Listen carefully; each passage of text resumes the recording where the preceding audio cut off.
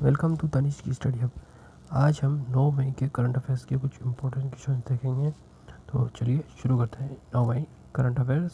ठीक है, चलिए हमारा पहला प्रश्न है, हाल ही में किसने कोरोना की ड्रग 2 डिऑक्सी डी ग्लूकोज को इमरजेंसी अप्रूवल दे दिया है? हाल ही में किसने कोरोना की ड्रग 2 डिऑक्सी डी ग्लूकोज को इमरजेंसी अप्रूवल दे दिया है?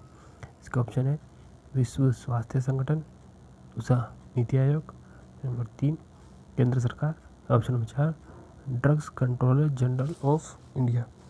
इसका आंसर है option number 4 drugs controller general of India ने कोरोना की ड्रग 2 डिऑक्सी डी ग्लूकोज को इमरजेंसी अप्रूवल दे दिया है। ठीक है, चलिए आगे देखते हैं। Drugs controller general of India ने हाल ही में DRDO की लैब इंस्टीट्यूट में ऑफ न्यूक्लियर मेडिसिन ने डॉक्टर रेड्डीज लेबोरेटरी की मदद से बनाई गई कोरोना की ड्रग 2 डिऑक्सी डी ग्लूकोज को drugs controller general of India ने इमरजेंसी अप्रूवल दे दिया है। इस दवा के ट्रायल में मरीज के ऑक्सीजन लेवल में भी सुधार हुआ है। ठीक है, चलिए अगला प्रश्न है, निम्न में से किसने हाल ही में भारत में दवाइयों और ऑक्सीजन की सप्लाई को लेकर एक टास्क फोर्स गठन किया है? इसके ऑप्शन है option number a supreme court, option number 2 high court, option number 3 केंद्र सरकार, ऑप्शन नंबर 4 नीति आयोग। इसका राइट आंसर है ऑप्शन नंबर 1 सुप्रीम कोर्ट। ठीक है, सुप्रीम कोर्ट ने हाल ही में भारत में दवाइयों और ऑक्सीजन की सप्लाई को लेकर एक टास्क फोर्स का गठन किया है। ठीक है, चलिए देखते हैं।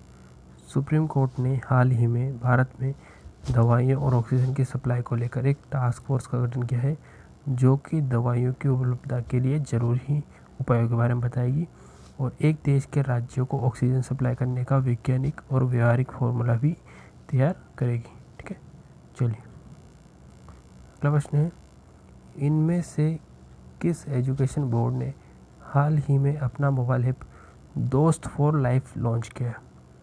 इनमें से किस एजुकेशन बोर्ड ने हाल ही में अपना मोबाइल ऐप दोस्त फॉर लाइफ लॉन्च किया है? इसका ऑप्शन है ICSE board, CBSE board, option number 3 open board, option number D university. इसका राइट आंसर है CBSE board.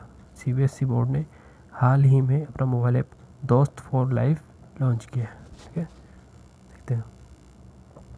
CBSE board central board of secondary education. CBSE की फुल फॉर्म है central board of secondary education. हाल ही में students के लिए mental health से जुड़ी परेशानियों में मददगार होने वाले मोबाइल ऐप दोस्त फॉर लाइफ लॉन्च किया है, जो कि 9वीं से 12वीं तक के स्टूडेंट के लिए गूगल प्ले स्टोर पर उपलब्ध है, जबकि बोर्ड ने पहले ही छात्रों के लिए टोल फ्री नंबर भी जारी किया था। ठीक है, चलिए अगला प्रश्न है, Laurier world sportsman of the year 2021 के अवार्ड से किस खिलाड़ी को सम्मानित किया गया है? Laureus world sportsman of the year 2021 के अवार्ड से किस खिलाड़ी को सम्मानित किया गया है? इसके ऑप्शन है option number A Lionel Messi, option number 2 Rafael Nadal, option number 3 Novak जोकोविच, ऑप्शन नंबर 4 रोजर फेडरर। इसका राइट आंसर होगा राफेल नडाल। ठीक है, राफेल नडाल टेनिस के महान खिलाड़ी हैं।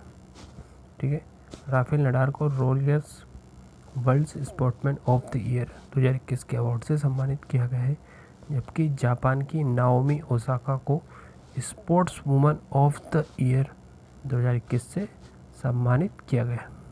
ठीक है, चलिए अगला प्रश्न, जाने माने म्यूजिक कंपोजर वनराज भाटिया का हाल ही में कितने वर्ष की उम्र में निधन हो गया? जाने माने म्यूजिक कंपोजर वनराज भाटिया का हाल ही में कितने वर्ष की उम्र में निधन हो गया? इसका ऑप्शन है ऑप्शन नंबर 1 62 वर्ष, ऑप्शन नंबर 2 72 वर्ष, ऑप्शन नंबर 3 83 वर्ष, ऑप्शन नंबर 4 93 वर्ष। इसका राइट आंसर है ऑप्शन नंबर 4 93 वर्ष। जाने माने म्यूजिक कंपोजर वनराज भाटिया का हाल ही में मेडिकल प्रॉब्लम्स की वजह से 93 वर्ष की उम्र में निधन हो गया है।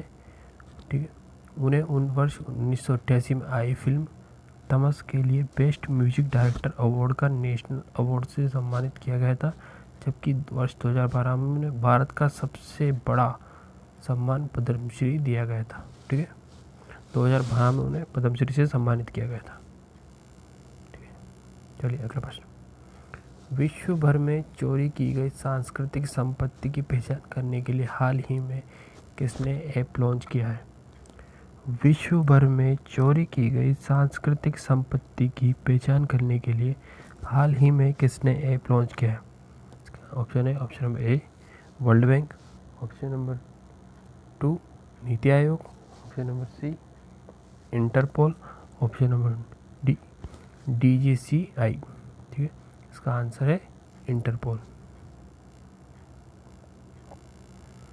इंटरपोल ने विश्व भर में चोरी की सांस्कृतिक संपत्ति की पहचान करने के लिए हाल ही में इंटरपोल ने एक ऐप लॉन्च किया है। इस ऐप का नाम है ID आर्ट। इंटरपोल ने जो ऐप लॉन्च किया उसका नाम है ID आर्ट, जो कि गूगल प्ले स्टोर पर उपलब्ध है। ठीक है, चलिए अगला प्रश्न। कानून राष्ट्रीय सुरक्षा के लिए खतरनाक बाहरी FDI की छंटनी के लिए किस देश ने हाल ही में एक कानून पारित किया है? कानून राष्ट्रीय सुरक्षा के खतरनाक बाहरी FDI की छंटनी के लिए किस देश ने हाल ही में एक कानून पारित किया है? क्या ऑप्शन है? Option number A Japan, option number B Israel, option number C Iraq, या ऑप्शन नंबर डी डेनमार्क। इसका राइट आंसर है ऑप्शन नंबर डी डेनमार्क। इसकी डिटेल्स देखते हैं। डेनमार्क ने हाल ही में अपने देश के आने वाले भविष्य में कानून राष्ट्रीय सुरक्षा के लिए खतरनाक बाहरी FDI की छंटनी के लिए हाल ही में एक कानून पारित किया है। डेनमार्क ने यह कानून 5G नेटवर्क के निर्माण के लिए चीन के हुआवे की बोली पर सुरक्षा चिंताओं के बाद बनाया गया। डेनमार्क ने यह कानून 5G नेटवर्क के निर्माण के लिए चीन के हुआवे की बोली पर सुरक्षा चिंताओं के बाद बनाया गया। ठीक है, चलिए अगला प्रश्न देखते हैं। इजराइल की एक कंपनी इकोपिया किस देश में ऐतिहासिक परियोजना के लिए भारत में सौर प्रौद्योगिकी का उत्पादन कर रही है? इजराइल की एक कंपनी इकोपिया किस देश में ऐतिहासिक परियोजना के लिए भारत में सौर प्रौद्योगिकी का उत्पादन कर रही है? इसका ऑप्शन है, option number A UAE, option number B Sri Lanka, option number C Bhutan, या ऑप्शन नंबर डी नेपाल। इसका राइट आंसर है option number A UAE। UAE Israel की एक कंपनी है। UAE इजराइल की कंपनी इकोपिया संयुक्त अरब अमीरात में एक ऐतिहासिक परियोजना के लिए भारत में सौर प्रौद्योगिकी का उत्पादन कर रही है, जिसे अंतर्राष्ट्रीय federation of Indo Israel chambers of commerce की साझेदारी से शुरू किया गया।